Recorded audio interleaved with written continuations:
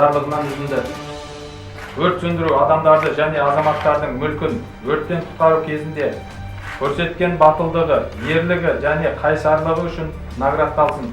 Екінші дәрежелі айбын орденімен Түркістан облысы төтенше жағдайлар департаменті өрт сөндіру және авариялық құтқару жұмыстары қызметі бастығының орынбасары, азаматтық қорғау подполковнигі Абдуғаппаров Бақытжан Абдуллаұлы, Қазақстан Республикасының президенті Тоқаевтың.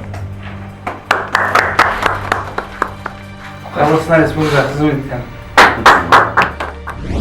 Сол жағдайда біз ішіне кіріп, тексеру барысында бұл жерде бір үшінші этаждан екі түрік азаматын алдымнан кездестіріп қалдым. Екеуі коридорда қашып келе жатыр екен.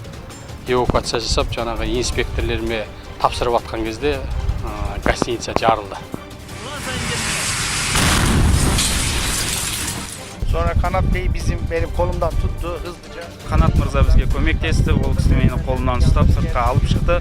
Ол жерде біз жаңағы тепшектен түсіп жатқан кезде оттың жанып жатқанын көріп, түсуге қорқып тұрған болатынбыз, бірақ ол кісі сол жерден алып өтіп, бізге жәрдем беріп, сыртқа алып шықты.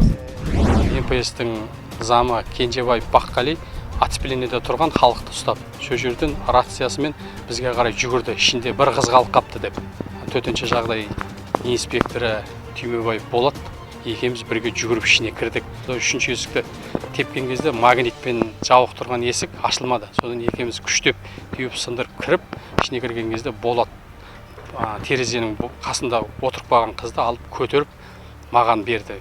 Мен алдымда лестницадан басымды бұғып шыққанымда бір где-то 10 метр жерде шешесі тізерлеп бізге қарай ұмтылып жылап тұр екен. Оны полиция қызметкерлері қолынан ұстап жаңағы тұр екен. Сол жерде қызды табыстады. Министр мырза, полиция майор Ракиш марапаттауға кетті.